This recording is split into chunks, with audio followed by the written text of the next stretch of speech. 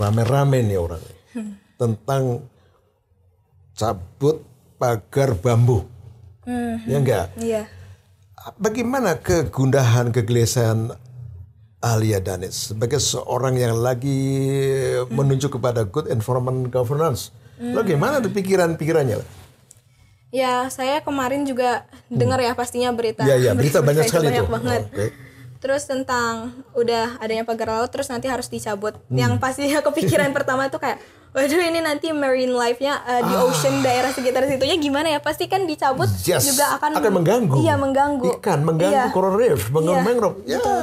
Jadi sempet ya resah di situ aja. Resah dan gelisah. Ya langsung kepikiran ini pasti nanti spesies-spesies di situ kayak gimana. Oke, agak worry. Iya, worry. Lalu kemudian bagaimana saran orang muda Gen Z ini terhadap kebijakan? Terhadap kebijakan. Coba Pak Gubernur mau apa ngomongnya dong. Kepada Bapak Presiden terserah bebas. Kepada para pengambil kebijakan, this is a good moment. Jadi kepada ya para pemangku kebijakan gitu. Iya. Jadi pastinya kalau dalam yang saya pelajari seumur hidup itu maksudnya kita tuh dalam membuat suatu keputusan harus melihat holistic approach-nya. Jadi kita harus melihat dari segala sisinya. Kalau misalkan apakah itu baik untuk lingkungan sekitar, apakah itu baik untuk masyarakat sekitar, itu tuh harus dikaji, harus kita pahami gitu. Jadi misalkan kita ingin membuat suatu kebijakan, tentunya kita harus observe dulu daerah lingkungan tersebut. Studi dulu. Iya, studi dulu.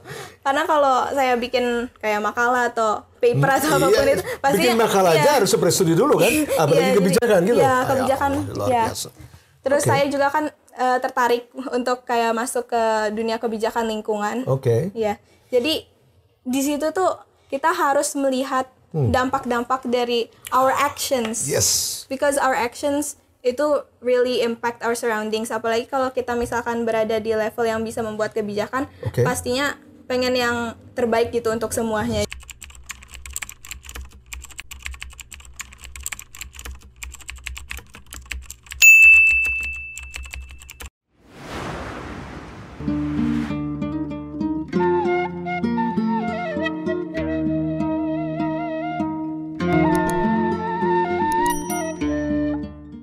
Bismillahirrahmanirrahim.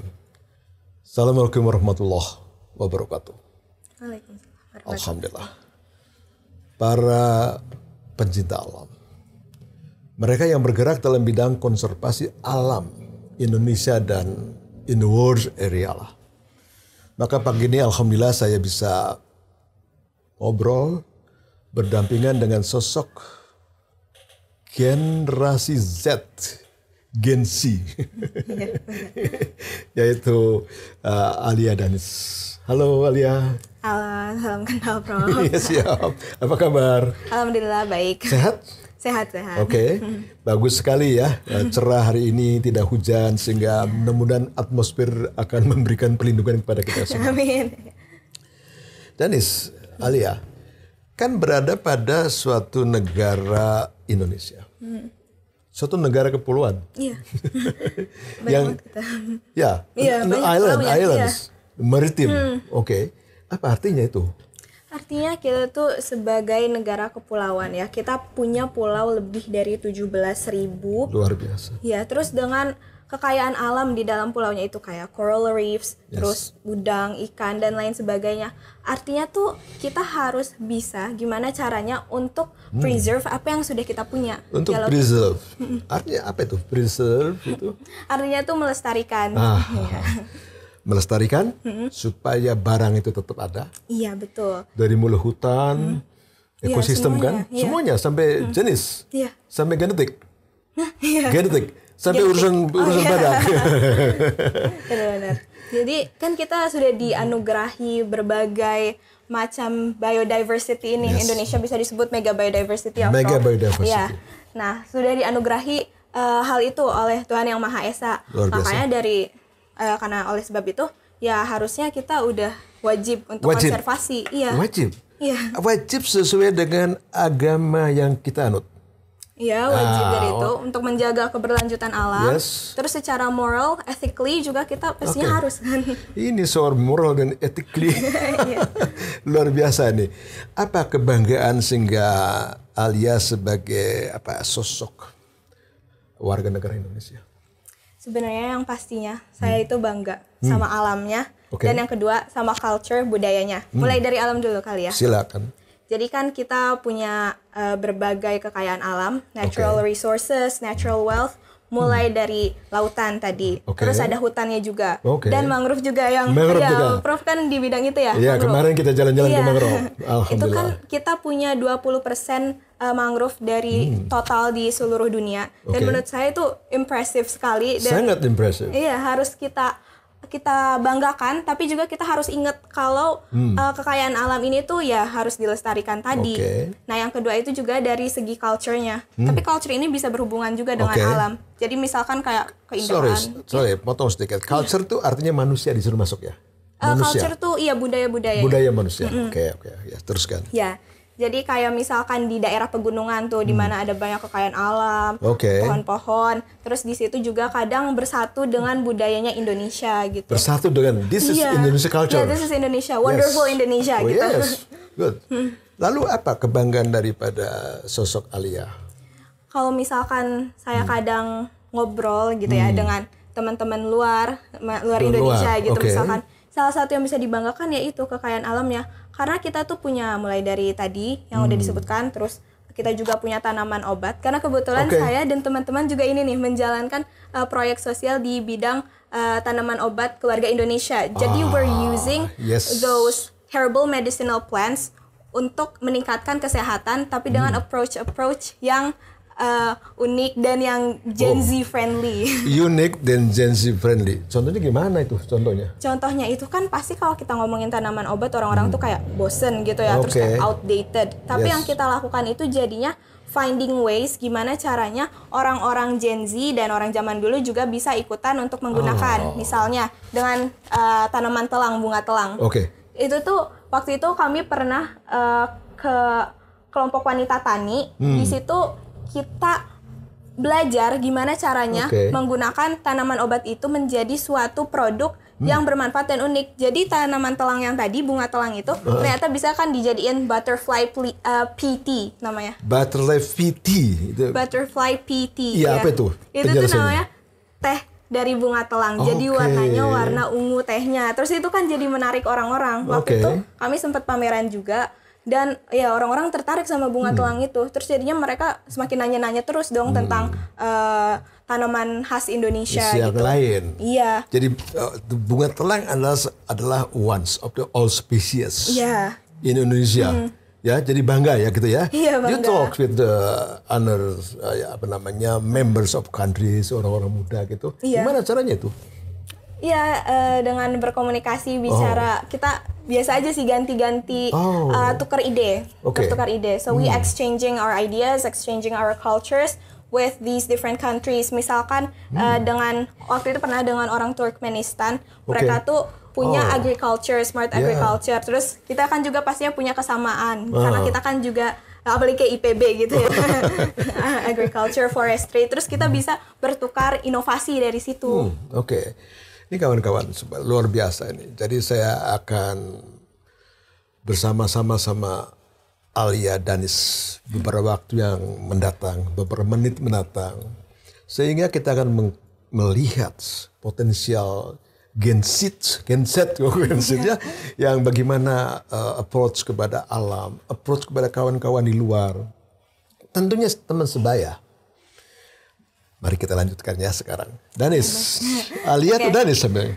Alia. Kalau di sekolah Alia, kalau di rumah Danis. Sekolah di mana? Di SMA Negeri 3 Bogor. Bogor ya? Iya, Bogor. Bagaimana the atmosphere in your sekolah Seman 3 Negeri Bogor itu gimana? Atmosfer mengenai how to protect, to conserve alam. Jadi menurut saya ya salah satu yang unik dari sekolah SMA Negeri 3 Bogor itu juga karena kita tuh di luar dikelilingi sama kafe-kafe. Semua sibuk dengan kafe. Iya, di luarnya. Oke, di luarnya. Iya. Oke, jadi sehingga gampang kalau mau kemana-mana. Oh, gampang. Iya. Iya. Tapi di dalam sekolahnya itu kalau masuk ke gerbangnya, kita tuh bisa ngelihat banyak pohon-pohon yang asli, tanaman-tanaman, terus tumbuhan. Terus yang saya suka juga dari sekolah saya itu udah dibagi sampahnya, waste managementnya cukup bagus ya. Tinggal diterapkan gitu ke orang-orangnya. Karena kita punya ya 3 Artinya trash bins gitu. keterapnya orangnya ke siswa. Iya, ke siswa dan sebenarnya semuanya ada di situ ya. Ada guru, ya, guru ada staff ya, semua betul. working together. Iya, seharusnya seperti itu. Seharusnya. Ya. Berarti belum dong kalau gitu dong. Sebenarnya bukan belum, tapi menuju ke situ. Karena kita tuh udah punya bin yang kan dibagi menjadi 3, yang organik, non-organik, sama B3. Yes. Nah, cuman kadang saya masih lihat ada yang buangnya ya sembarangan aja. Terserah gitu. Bagaimana kalau ada orang membuang sampah sembarangan? Ditegur? Ya, kalau kita lihat pastinya ditegur. Atau kalau misalkan orangnya udah jalan pergi gitu ya, dibantu ya, bantu diambil. Bagaimana pengolahan sampah di sana? Menurut saya cukup baik ya kalau di SMA 3 karena lingkungannya tuh bersih. Terus tadi juga udah waste management systemnya. Cuman yang bisa di-improve ya pastinya untuk semua supaya ikut serta gitu ya, ikut partisipasinya. Terus ada satu lagi nih Prof, waktu itu ada program yang berjalan di sekolah saya. Jadi bagi kelas terbersih dan dapat sampah rewards dari sistem SMA-nya. SMA-nya ya. Oke, good. Dikasih apa? Dikasih ya sertifikat penghargaan, tapi itu kan juga ya seneng ya. Seneng, bagus ya. Jadi bagaimana semuanya tuh kawan-kawan, guru-guru, kemudian para administrative supporting itu gimana terhadap lingkungan itu? Kepedulian mereka terhadap lingkungan. Ya kalau dari teman-teman saya sih cukup baik ya. Terus dari guru-guru tuh mereka nggak pernah stop untuk ngingetin tiap upacara ya. Tiap upacara diingetin. Jangan buang sampah sembarangan, lingkungan, kebersihan sebagian dari iman. Itu tuh pasti selalu pasti diomongin. Begitu ya. Ya, jadi selalu hubungan antara iman, alam, manusia. Iya. Oke. Benar-benar. So 3 dimensions. Yes. Oke ya. Terus kalau dari saya juga karena suka sama bidang lingkungan, terus saya juga ikut ekskul KIR karya kelompok ilmiah remaja. KIR, kelompok ilmiah remaja. Di situlah bergabung. Iya. Para remaja. Iya, yang Gen suka. Z itu. Iya, Gen Z. Laki-laki perempuan. Laki-laki perempuan. Bagus. Semua dicampur. Dan itu tuh saya udah beberapa kali ikut lomba dan lombanya tuh kebetulan dua-duanya di bidang lingkungan juga. Tapi kita itu bukan cuman kayak misal cerdas cermat tentang lingkungan, enggak, tapi kita bikin innovative solutions atau kayak semacam prototype untuk bantu lingkungan ini untuk kelestarian alam. Jadi artinya itu hasil daripada kawan-kawan Semans itu Gen Z lalu keluar ya, mengeducate the peoples. Ikut lomba sebenarnya. Ikut lomba. Iya. Apa harapan dari ikut lomba itu? Sebenarnya harapan dari ikut lomba selainnya pastinya untuk bisa berprestasi, tapi selain itu juga bisa mempromosikan alat yang kita udah bikin. Karena biasanya kami tuh bergeraknya di bidang inovasi kan. Inovasi. Iya, inovasi. Jadi pertama kali ikut lomba, saya ingat kita tuh bikin smart trash bin. Jadi dari yang tadi saya udah bicarakan tentang sistem pemisahan sampah yang udah organik, non-organik sama B3, tapi kan masih kadang ada yang kurang peduli. Jadi yang kita lakukan adalah supaya otomatis. Jadi orang itu gimana caranya buang sampah, tapi itu langsung masuk ke yang benarnya, ke yang seharusnya. Misalkan tisu, langsung masuk ke yang organik gitu. Jadi masuk dipilah-pilah secara langsung. Ini masuk organik material, ini masuk yang tidak bisa degradate, lalu dipilah-pilah itu. Iya, kayak gitu. Jadi kemarin tuh udah sampai sempet jadi kayak webnya, jadi di mana kita bisa scan sampah, terus nanti ini ke-detect ini tuh termasuk organik atau non-organik atau apa gitu. Sekarang saya ingin melihat the organizations. Ya, itu kan ada, itu tadi kan, jadi mesti ada, itu kegiatan ekskul. Itu kegiatan ekskul, tapi dijadiin lebih kecil lagi kelompoknya, jadi berlima. Berlima? Iya, waktu itu berlima. Orangnya cuma berlima? Iya. Siapa ketuanya?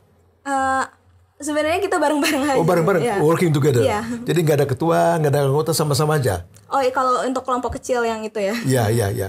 Tetapi itu ada target. Misalnya this month the target is something like this. Nanti begini atau gimana tuh cara kerjanya? Cara kerja dari organisasi. Yes. Sebenarnya sih kalau yang untuk lomba-lomba gini inisiatif sendiri, terus kadang sekolah juga kalau Mendukung. ada ya mendukung, terus kalau ada bakal diinfoin gitu Oke, tentang lomba-lombanya. Baik, itu kawan-kawan seorang sosok kreatif ya, luar biasa dari generasi muda Gen Z, sehingga harapannya adalah menjadi suatu alat untuk bagaimana mendorong kepada atmosfer yang lebih luas mengenai alam, Iya. mengenai konservasi. Iya. Oke, saya dengar pernah ikut like. Iya betul. Apa itu like? Lagi itu tuh sebuah acara yang waktu itu diselenggarakan oleh KLHK, Kantor Kementerian Lingkungan Hidup dan Kehutanan. Ya, So Kehutanan. in Jakarta itu. Ya, in Jakarta. Jadi dalam acara tersebut itu ada lomba speech untuk young generation. Oke. Ada debate juga untuk yang generation lagi. Terus kalau untuk orang dewasanya pasti kalau mau ikut boleh dong tetap ikut. Kayak ada coaching kliniknya. Oke. Terus ada workshop. Terus bahkan Pak Presiden juga waktu itu sempat datang Iya, untuk itu. kasih insight. Iya. Iya, kasih insight. Iya. Dan presiden Iya. yang lalu. Iya. Iya. Pak Jokowi ya. waktu Pak itu. Jokowi. Iya. You are very interesting about that. Iya. Bangga gitu. Oh, ya sebenarnya bangga karena kan saya ikutnya speech ya waktu itu. Oke. Jadi dari segi itu tuh bangganya bisa Ya. menyampaikan pendapat Kepada? tentang lingkungan kepada Lingkungan? kepada audiensnya Banyak itu. Gedungnya apa tuh? Luas banget itu. di GBK. GBK. Soalnya Bapak ke situ juga itu. Iya, ada di Gitu-gitu, sana iya. diam-diam kan. Jadi melihat GBK yang luar biasa, kita duduk aja susah. Dan Alia ngomong, your talk. Yes. What topic? The triple planetary crisis. The triple planetary crisis, kawan-kawan sekalian. Kita akan mendengar nih the triple planetary crisis yang didengungkan oleh dunia in the world area. Lalu kita masuk ke Indonesia dengan 3 aspek, yaitu climate change, kemudian pencemaran, yang terakhir adalah how to impact to biodiversity. Tentang triple planetary crisis ini ya. Jadi saya ingat banget waktu awal speech itu. Saya bilang triple planetary crisis. I thought it was a crisis happening to 3 planets. Jadi Yes. saya pikir kayak misal Jupiter atau Mars dan Earth kena Oke. kena serangan atau apa gitu. Tapi ternyata pas diteliti lebih dalam, pas Oke. saya research untuk lomba ini, Alia research juga mengenai itu sebelumnya. untuk lomba ini Iya. saya baca-baca pastinya. Oke, Soalnya iya, kan- harus iya, pembeliannya. Oke. Iya. Terus jadi baca-baca, terus ternyata itu benar tentang pertama climate change, isu yang sangat meresahkan bagi kita semua di Semuanya. seluruh dunia pastinya. Oke. Terus habis itu tentang biodiversity loss, dan yang ketiga tentang pencemaran, ya kayak air pollution pastinya yang kita rasain di Indonesia yang Ya, kerasa banget air ya, pollutionnya. ya. Ya. Dan satu lagi impact to biodiversity. Iya. Bagaimana pemikiran Alia? Nah, jadi biodiversity ini kan adalah sebuah kita bilang sebuah sistem Oke. untuk keseimbangan di alam. Seimbangan dalam balancing in the world system. Balance, ya. Yes. Jadi kan biodiversity ini ada 3. Ada species, ada Genetik. genetik, dan satu lagi juga ada ekosistem. Ekosistem, spesies, Iya, kalau dan diurutin genetik. kalau yang diurutin bentuknya ekosistem, iya. masuk ke jenis. Ya, ke Oke. spesies, terus baru ke genetik. Dan semakin banyak, semakin beragam biodiversity di suatu wilayah, Oke. itu juga akan semakin resilience daerah tersebut. Semakin resilient dari tersebut. Iya. Apa? Jelaskan resilient. Oke, Kayak jadi contohnya seperti misal kayak hutan Amazon gitu ya. Oh, Saya Amazon. ambil contoh Amazon gitu, karena Iya. itu kan salah satu region di dunia ini yang Ya. terkenal. Terus habis itu biodiversity-nya luar Tinggi. biasa juga. Terus jadi kalau misalkan di situ kayak ada pohon, terus di pohon itu ada vines, liara vines, Ya. kayak ya itu, terus ada buah-buahan di pohon. Oke. Jadi ini tuh saling berhubungan kayak simbiosis gitu. Oke, mutualistis. Iya, mutualisme. Jadi dari pohon itu menghasilkan makanan untuk animalsnya. Yeah. Terus habis itu bakteri-bakteri di situ juga Oke. bisa decomposing, Oke. ya semacam itu. Semakin beragam sistemnya itu pasti akan semakin kuat gitu. Semakin kuat, Ya, semakin beragam, semakin kuat. semakin Karena resilience. connecting. Iya, connecting. Karena Ya. banyak yang saling berhubungannya tuh banyak. Oke. Nah, jadi misalkan kalau ada, contohnya gini ya, biar lebih gampang gitu. Iya. Jadi kalau ada satu spesies gitu, misalkan yang punah, itu tuh masih bisa berjalan sistem di situ, karena ekosistemnya. diganti orang yang lain. Iya benar, karena kan beragam, karena ada banyak, jadi akan ada yang bisa menggantikan. Tapi ini sebenarnya case-nya agak berbeda kalau di laut, misal kayak di lautan Indonesia. Kan ada juga, misal kalau satu spesies yang dihilangkan, itu tuh akan berpengaruh ke ekosistem tersebut. Total nanti. Iya, contohnya. Contohnya apa? Kayak coral reef. Coral reef. Iya. So this is the very unique ecosystem. Iya. That's coral reef. Iya. What you say, please? Iya. Karena kan banyak ikan-ikan dan spesies di lautan lain yang dependent bergantungan ke coral reef tersebut. Jadi coral reef itu harus. Iya. Jadi kalau itu rusak ya ekosistem terus marine life itu pasti akan terganggu. Berbeda dengan Amazon tadi. Yang diversity tinggi. Yang diversity-nya tinggi ya. Sekarang begini, coral reef ya. Ini coral reef itu berarti ada corals dalam satu reef. Lalu di situ mungkin Alia banyak membaca, sangat fragile ya. Sangat fragile tuh kalau terganggu dikit aja dia akan kolaps ya. Jadi ada lumpur nggak boleh masuk ke situ. Iya. Apalagi tuh nggak boleh diganggu. Iya. Nggak boleh sembarangan diambil. Iya. Tetapi sekarang Alia banyak sekali come from the abroad untuk Indonesia untuk suka menyelam, suka diving di situ. Tentunya kan sekitar coral reef. Bagaimana itu? Kekhawatiran dari Alia. Iya, justru itu kan kita karena merupakan negara yang kaya, terus pastinya banyak yang tertarik untuk mempelajari atau bahkan untuk mengeksploitasi parahnya gitu ya. Parahnya ya? Iya, parahnya. Kalau mau mengeksplorasi nggak apa-apa, itu bagus justru kan untuk research, untuk kemajuan teknologi dan lain sebagainya. Tapi kalau untuk orang-orang yang punya niat buruk gitu dalam hal ini, itu tuh agak sulit ya. Kita harus berpikir dari segi kebijakannya, misalkan turis atau misalkan pendatang-pendatang itu pengen lihat di ekosistem suatu wilayah, mungkin mereka tertarik untuk menjualnya atau kan kita nggak tahu ya niat dari orang-orang yang niatnya apa ya sebenarnya. Jadi salah satunya cara untuk mencegahnya pastinya kebijakannya itu harus harus kuat, regulasinya harus jelas, harus tegas. Luar biasa ini kawan-kawan semua. Sosok Genset sudah ingin melestarikan alam, lalu dikaitkan dengan kebijakan, dikaitkan dengan moral dan etika, dikaitkan dengan agama. Lalu pertanyaan saya sendiri timbul ya setelah ngobrol dengan Alia ini, kita bagaimana orang-orang tua ini? Bagaimana kebijakan? Banyak sekali kerusakan alam, hutan dibuka menjadi monocultures yang tadinya heterogen menjadi kebun lah, contohnya sawit. Kemudian kemarin juga mendengar bahwasanya Teluk Jakarta dioyak-oyak sama pengusaha. Itu kan ekonomi ya. Yang boleh-boleh aja sih kan, bukan melarang kan. Tapi yang bener dong, ini kan kebijakan. Tiba-tiba dipasang lah yang namanya pagar bambu. Lalu Alia khawatir gak terhadap mangrove, terhadap terumbu karang, kira-kira? Ya sebenarnya khawatir. Kenapa bisa sampai khawatir? Karena kita mengerti, karena kita tahu. Oh mengerti terus ya? Karena maksudnya kita tahu, kita setidaknya paham ya, paham lah ya tentang lingkungan. Kalau misalkan seperti mangrove, if we cut down mangroves, itu kan bisa karbon yang sudah disimpan di situ nanti bakal keluar. Terus belum lagi tumbuhan-tumbuhan lain. Dan jadinya yang bikin saya bisa sampai khawatir itu justru karena tahu kalau melakukan hal tersebut itu tuh buruk. Iya. Jadi mungkin itu juga yang harus diedukasi kepada masyarakat gitu. Jadi barangkali kalau yang mengedukasi seorang Gensi, grupnya Alia, ngomong di masyarakat, mungkin mereka bagus ya daripada orang yang dewasa yang ngomong kan gitu ya. Bagaimana? What is the challenges between you, Genset, and the old peoples? When they want to talk about something like that. Sebenarnya kan ada yang namanya generation gap, di mana pastinya dengan milenial dan generasi-generasi sebelumnya, generasi Z atau Z ini pasti berbeda pikirannya, pandangannya. Termasuk di keluarga saya juga gitu kan, orang tua misal milenial, saya generasi Z. Tapi sebenarnya caranya itu adalah untuk kita berdiskusi, terus pastinya akan keluar pandangan-pandangan yang berbeda, but that's okay karena kita akan mencari benang merah dan justru itu bakal lebih menghasilkan keputusan yang secara holistic approach. The productive approach. Iya. Saya kembali sekarang tadi ya, sudah gede kecil kayak sistem family keluarga. Iya.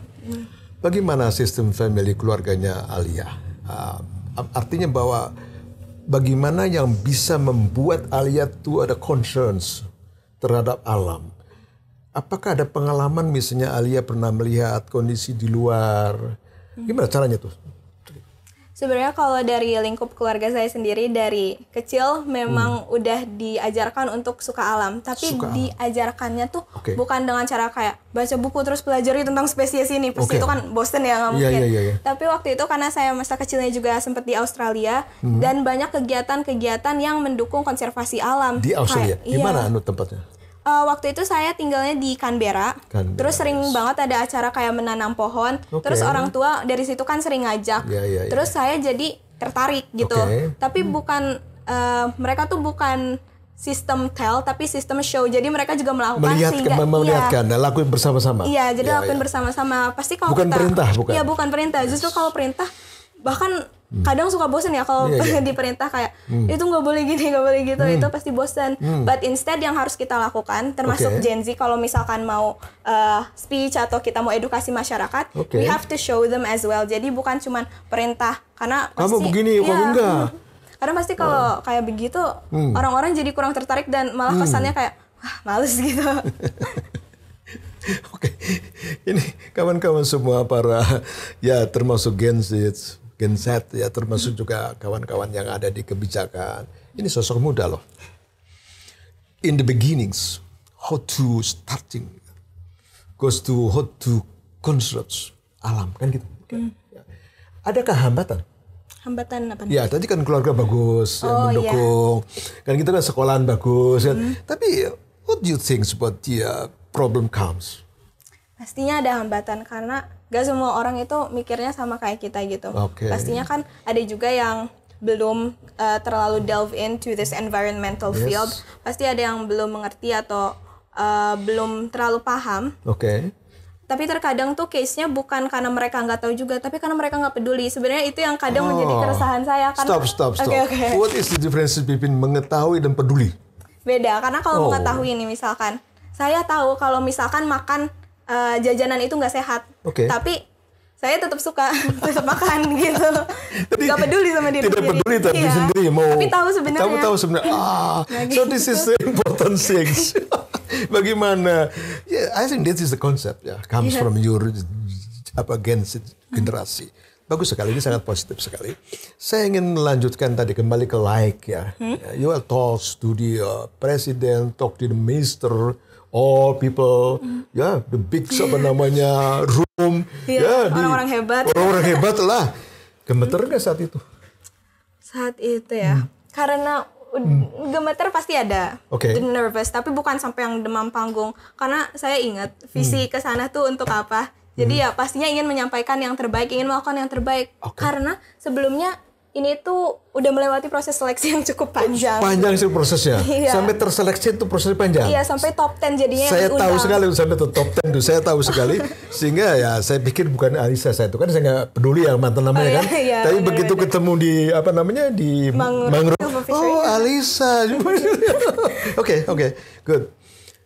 Terus artinya then how the impact to your family, ke diri Alisa, ke kawan-kawan SMA Semanla 3 di sana, you talk together with them about that. Iya, pastinya sempat ramai juga diomongin gitu di keluarga, di teman minta doa dan lain sebagainya. Soalnya ini tuh waktu itu pernah sampai di-spend ya kayak beberapa hari, jadi pasti ya orang-orang juga kayak mau kemana terus dia bilang mau kesini. Dan disiarkan itu di TV. Disiarkan macam-macam. Tapi itu apa mendapatkan sesuatu apa dari ibu menterinya saat itu atau dari government terhadap program ada yang talk dari Gen Z? Jadi dari pandangan Gen Z terhadap acara itu? Enggak, artinya apa yang you dapatkan reward dari government? Ya. Pastinya kan ada. Kalau lomba kan pastinya ada hadiah, ada motor pendorong. Ada uang saku, tapi menurut saya yang paling menjadi hadiah ini tuh adalah sebagai starter dari suka lingkungan, untuk lebih dive in ke bidang lingkungan. Karena sebenarnya sebelum lomba ini saya itu di bidangnya menulis lombanya. Menulis apa aja, nggak mesti lingkungan, misalkan tentang ekonomi atau lain sebagainya gitu. Nah, tapi pas ikut lomba ini, itu kan awalnya diseleksi dari bikin speech-nya dulu aja. Jadi ini tuh belum ngomong di depan publik, belum public speaking, baru menulis. Terus baru yang kepilih, baru bisa ini melakukan speech. Berapa lama sampai dari mulai the selections, nominasi sampai manggung itu berapa lama? Kayaknya sebulanan. Sebulanan ya? Itu boring nggak? Sebenarnya nggak boring kalau bagi saya, karena emang passion di bidang menulis, dan yang kedua bisa belajar tentang lingkungan. Awal saya suka lingkungan tuh sebenarnya bukan awal suka emang dari dulu suka. Cuman awal benar-benar mau masuk dan terjun ke dunia lingkungan tuh pas dari lomba itu. Kenapa Alia itu kemudian kok menangkap bahwa this is the good issues come from the nature's environment, lalu masuk dalam pikiran Alia? Jadi kalau saya setiap nulis saya seringnya tuh bilang, we live on Earth, but we often forget that Earth also needs to live. Kita hidup di bumi, tapi kita juga kadang lupa kalau bumi ini harus hidup. Maksudnya bumi ini harus dilestarikan, maksudnya pohon-pohon mereka harus hidup dan lain sebagainya gitu. Ini Alia menghentak kita bahwa we are together in one home ya. Jadi bumi itu sebagai rumah, jadi sebagai rumah tangga yang harus kita amankan. So something like that in your mind. Pikiran saya juga karena pencemaran, terus krisis iklim itu tuh semua yang bisa kita lihat di kehidupan sehari-hari yang nyata. Dan itu juga berhubungan ke bidang-bidang lain, kayak pasti ekonomi, pembangunan itu kan berhubungan juga ya dengan lingkungan. Jadi menurut saya pas masuk ke dunia lingkungan tuh kayak, wah ini lingkungan tuh se-impact ini ya, se-berimpact. Holistik semacam itu ya. Kawan-kawan semua, kita akhirnya terus memperdalam, terus menuju kepada bagaimana laut, bagaimana hutan, bagaimana ikan, bagaimana burung, genetik tadi menjadi lestari, satu kesatuan. Tapi kata Alia tadi, ini berkaitan dengan hal-hal yang lain. Ada soal kepentingan dagang, ada soal kepentingan ekonomi, ada kepentingan sosial, ada kepentingan budaya.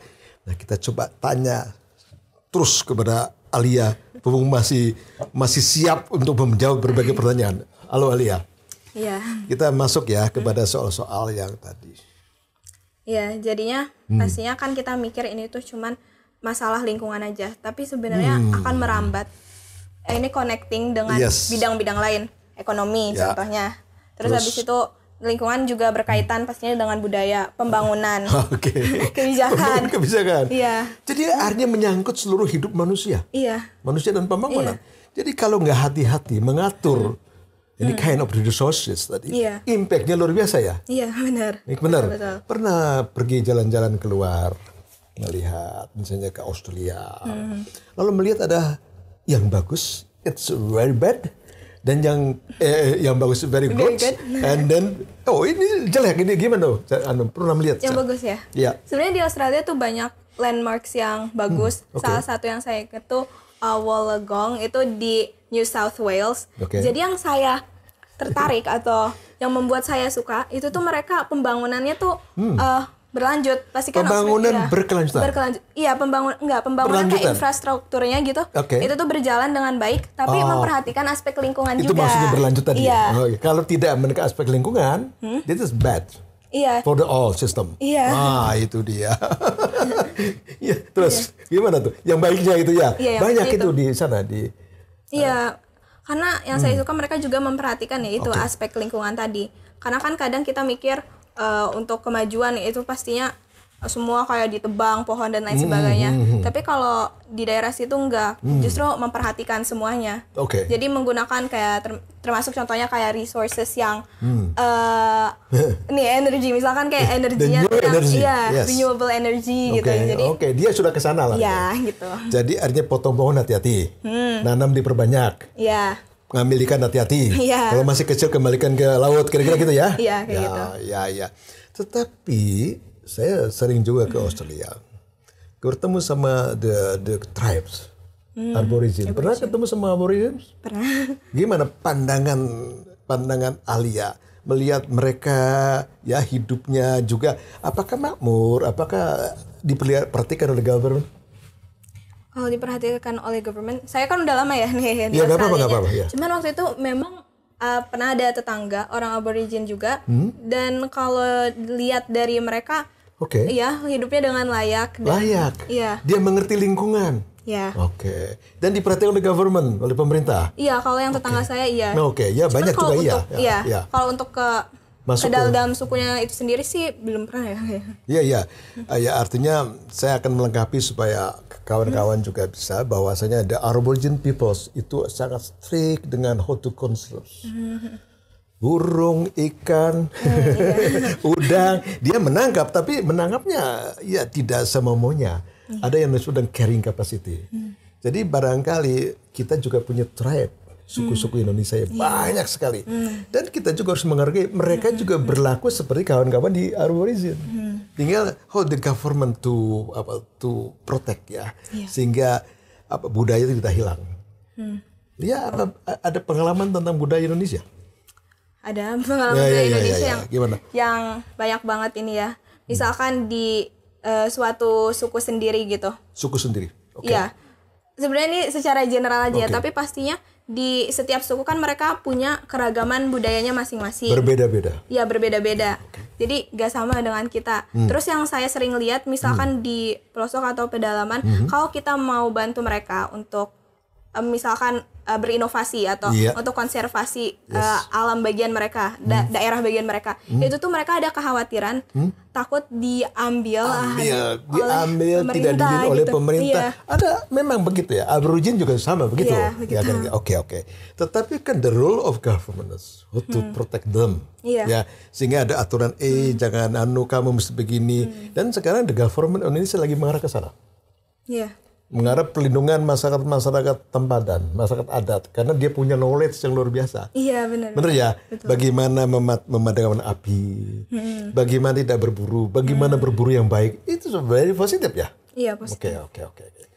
Jadi misalkan juga waktu itu saya pernah sempat nonton ya, di suatu daerah di mana di Riau kalau nggak salah, di daerah tersebut kan banyak mangrove gitu. Oke. Terus pemerintah tuh ingin membantu untuk ke daerah tersebut.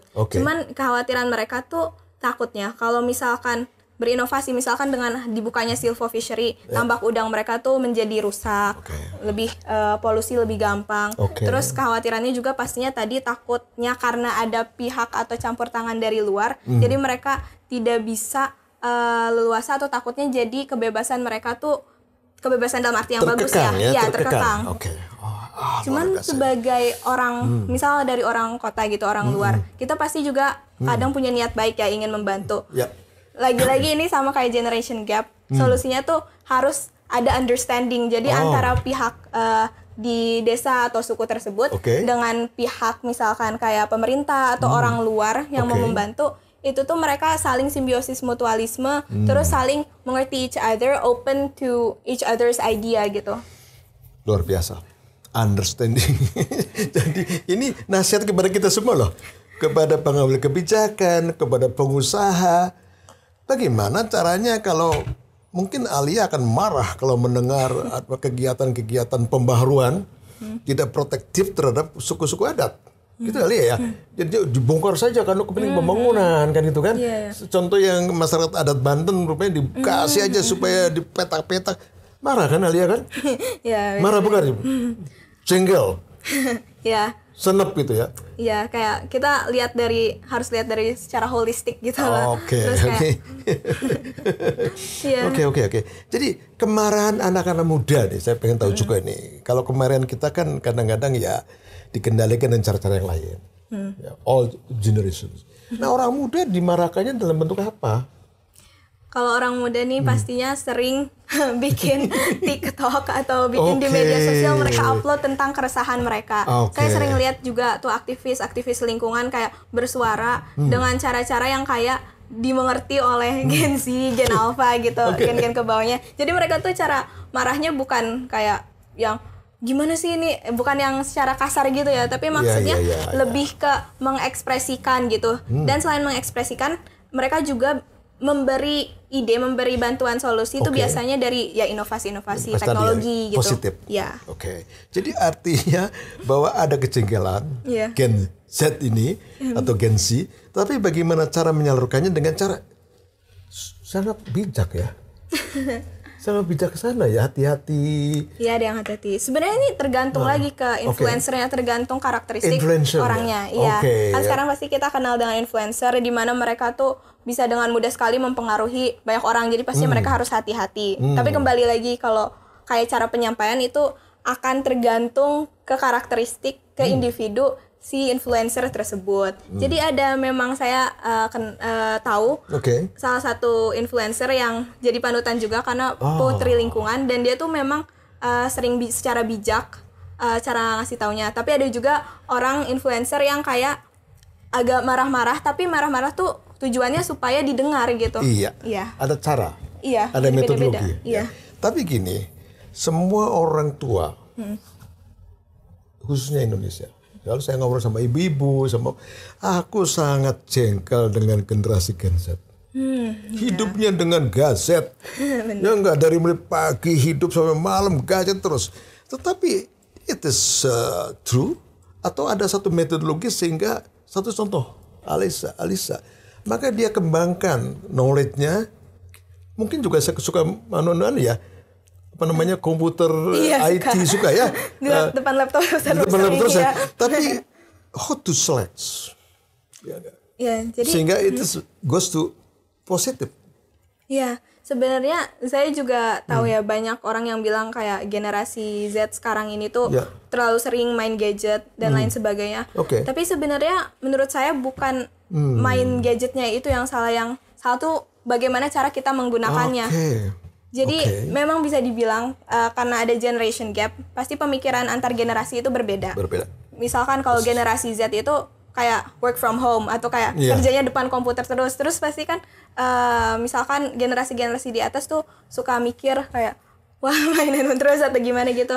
Tapi ya kembali lagi ke Gen Z-nya, apakah dia melakukan hal yang baik dengan di depan laptop seharian, apakah mereka menghasilkan suatu hal yang baik atau mereka ya cuman main game aja gitu. So, this is very crucial. Sangat penting sekali. Sehingga permainan Gen Z ini harus kita atur. Mereka bermain-main juga. Melayang-layang di udara. Diatur how dance goes to very very positive thinking about that. Bagaimana? Minta bantuan siapa lagi? Jadi Alia bagus nih sudah. Tapi kan surrounding the atmosphere, sangat banyak pengaruh, pengaruh teman, pengaruh lingkungan, ya kan gitu kan. Ya untungnya Alia ada pada seman yang bagus, tapi kan ada juga seman-seman yang kurang bagus. Dan this is the how to keep it your ideas dan munculnya yang positif. Ini gimana? Ya, tidak bisa dipungkiri ya, pastinya Indonesia itu kan luas, dunia ini luas, pastinya orang-orang juga berbeda kepentingan tiap menggunakan gadget atau gawai lain sebagainya. Nah, sebenarnya mulai lagi dari yang pertama tadi udah disebutin kesadaran. Ya itu yang agak susah membangun kesadaran tersebut. Jadi kalau saya alhamdulillahnya memang udah sama orang tua ada environment yang bagus yang mendukung kepada hal-hal positif. Nah, karena saya udah dapat privilege tersebut, pastinya harus bisa menyebarkan ke teman-teman yang lain. Makanya dari situ juga saya dan teman-teman saya yang lain buat proyek sosial. Jadi kita bisa menyebar ke berbagai wilayah Indonesia. Waktu itu udah ke kabupaten, ke kota Bogor juga. Kita memberikan edukasi gitu tentang kekayaan alam. Then how you educated them? Apakah pakai tulisan, pakai ngomong, atau pakai kumpul-kumpul ke kebun raya? Nah, jadi edukasinya tuh bukan pakai tulisan aja. Kita sering mengadakan workshop, yaitu pastinya menjelaskan, ngundang narasumber yang udah. Jadi ngundang juga narasumber. Terus habis itu yang kedua dengan cara praktek. Karena kalau saya sendiri suka sama practical learning, itu adalah suatu hal yang menarik gitu bagi saya. Jadi pastinya karena saya generasi Z juga, teman-teman yang lain pasti banyak juga yang lebih suka ke practical learning dibandingkan dengan misalkan textbook atau baca buku panjang. Nah, maka dari itu waktu itu saya dan teman-teman juga pernah mengadakan acara seminar sekaligus menanam pohon bersama, menanam tanaman bersama. Baik, ini saya jadi malu nih terus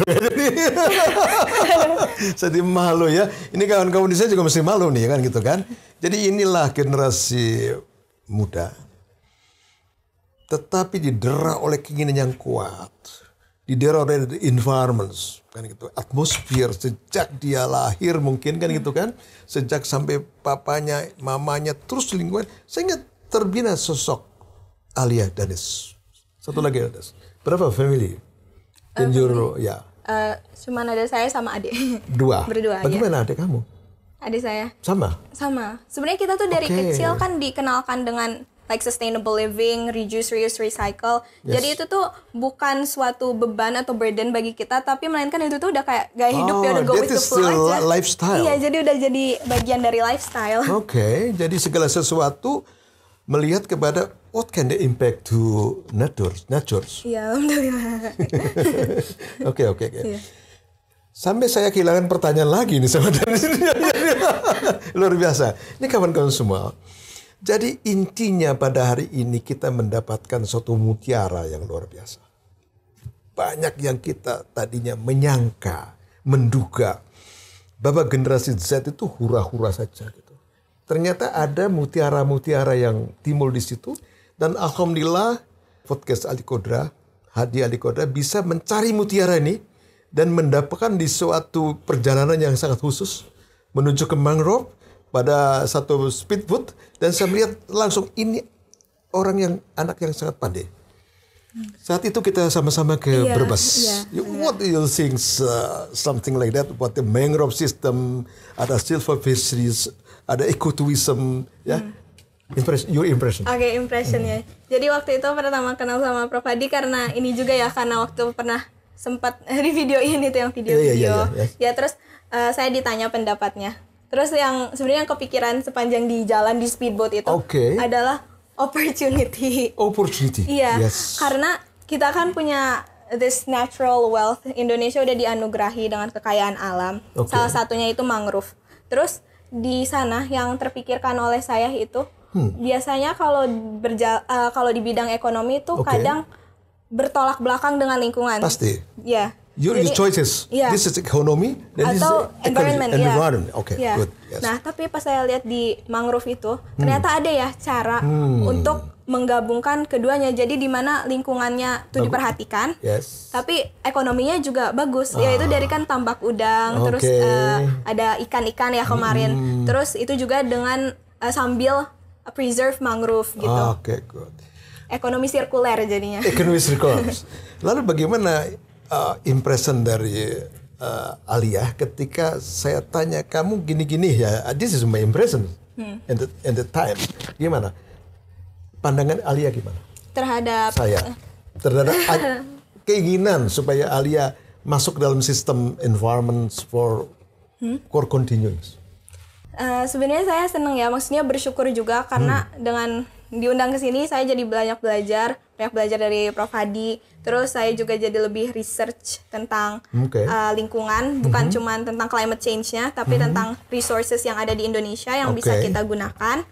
Ya, jadi mungkin saya bersyukurnya di hal tersebut, dan karena saya memang suka untuk public speaking, suka juga dengan ya topik-topik sosial, lingkungan, sains, gabungan itu semua saya suka. This is yours, Alia Danis ya.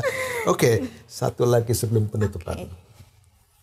Rame-rame nih orang tentang cabut pagar bambu, ya enggak? Iya. Bagaimana kegundahan, kegelisahan Alia Danis sebagai seorang yang lagi menuju kepada good environment governance? Lalu gimana pikiran-pikirannya? Ya, saya kemarin juga dengar ya pastinya berita. Iya, berita banyak sekali banyak tuh. Banget. Terus tentang udah adanya pagar laut terus nanti harus dicabut. Yang pastinya kepikiran pertama tuh kayak, waduh ini nanti marine life-nya di ocean daerah sekitar situnya gimana ya? Pasti kan dicabut juga akan mengganggu. Iya, mengganggu. Ikan, mengganggu coral reef, mengganggu mangrove. Ya. Jadi sempet ya resah di situ aja. Resah dan gelisah. Ya langsung kepikiran ini pasti nanti spesies-spesies di situ kayak gimana? Agak worry. Iya, worry. Lalu kemudian bagaimana saran orang muda Gen Z ini terhadap kebijakan? Terhadap kebijakan. Coba Pak Gubernur mau apa ngomongnya? Kepada Bapak Presiden terserah bebas. Kepada para pengambil kebijakan, this is a good moment. Jadi kepada para pemangku kebijakan gitu. Iya. Jadi pastinya kalau dalam yang saya pelajari seumur hidup itu maksudnya, kita tuh dalam membuat suatu keputusan harus melihat holistic approach-nya. Jadi kita harus melihat dari segala sisinya. Kalau misalkan apakah itu baik untuk lingkungan sekitar, apakah itu baik untuk masyarakat sekitar, itu tuh harus dikaji, harus kita pahami gitu. Jadi misalkan kita ingin membuat suatu kebijakan, tentunya kita harus observe dulu daerah lingkungan tersebut. Studi dulu. Iya, studi dulu. Karena kalau saya bikin kayak makalah atau paper atau apapun itu, pasti bikin makalah aja harus studi dulu kan, apalagi kebijakan gitu. Iya, kebijakan. Terus saya juga kan tertarik untuk kayak masuk ke dunia kebijakan lingkungan. Iya. Jadi di situ tuh kita harus melihat dampak-dampak dari our actions. Because our actions itu really impact our surroundings. Apalagi kalau kita misalkan berada di level yang bisa membuat kebijakan, pastinya pengen yang terbaik gitu untuk semuanya. Jadi, so what can your definition for terbaik? Terbaik tuh aspek less hal-hal yang buruknya. Yang buruknya. Aspek sosial, ekonomi, ekologi supaya tidak buruk kan gitu kan? Karena pastinya juga dari semua kebijakan, keputusan itu pasti ada pros and cons-nya, ada pro, kontra, pasti. Tapi kita harus mencari di mana yang banyak manfaatnya dan sedikit mudorotnya kali ya bisa gitu. Terakhir, saya minta berikan doa kepada bangsa ini. Berikan doa. Supaya alam ini lestari. Versi anak muda, versi Gen Z. Versi Gen Z. Yes. Well, so like one thing that I always write in my essays is how we should preserve our planet because we live on Earth and Earth also needs to live. I think that's what really reminds me all the time that in order for us to live sustainably is that we have to do all these good things. And also one big cause on this climate change thing is human activities. Yes, because before this, Earth already has an elegant cycle, which is called the carbon cycle, where the carbon dioxide is absorbed and things emit carbon dioxide, but at a constant rate, di mana everything is equal. Yes. But when it was like around the 20th century, Industrial Revolution, things started to change and there was lots of carbon issues. And I think for us as obviously young generations as well, because we are inheriting all of these resources from our grandparents, we have to use that important resources that has already been given to us to preserve the planet for us and for everyone else. So sustainability. Yeah, sustainability. We don't only think about what will happen like right now, about us right now, but we have to have this vision for the future. Yes. So this is your vision. Anak cucu nanti Alia akan mendapatkan pasangan yang hebat dan insya Allah mendapatkan the young generations. Yes, and then there will always be this generation. Jadi setelah kita pastinya nanti kan ada ada lagi generasi selanjutnya. Anak cucu. And that's belum kepikiran ke soal perkawinan ya. Kan kita masih jauh, tapi nggak apa-apa. For the future saja harus memikirkan ke sana kan. Untuk the new generation. Benar-benar. So sometimes we often think like right now kayak nggak apa-apa kita nggak ngerasa terlalu keberatan dengan this climate change. Maksudnya we don't even feel hot because we have AC atau we can still eat food. But if we think about it for the future in like the long term, in the long run, it will impact in a lot of things. Termasuk kalau kita pergi keluar, itu kan pasti panas banget ya sekarang. Itu tuh berbeda dari tahun-tahun sebelumnya karena the Earth's temperature selalu naik dan that's what will always happen if we don't take action. Kawan-kawan semua, kita telah mendengarkan suatu jeritan, saya sebut jeritan, dari seorang kaum Gen Z, generasi milenium, yang sangat mendambakan sesuatu yang baik, agar supaya keturunannya, anak cucunya, semuanya sustain, bisa menghirup udara segar. bagaimana bisa berekreasi, bisa bebas, bisa pemikiran seperti cita-citanya generasi Z. Alia, thank you very much. Yes, thank you as well. Your sharing very good, very influence, dan insya Allah kita akan terus berkembang. Dan ini saya berpikir agar supaya timbullah Alia lainnya. Amin. Ya. Setuju? Ya, setuju. Orang-orang yang preserve the nature. So, all thanks. Yeah. Terima kasih banyak.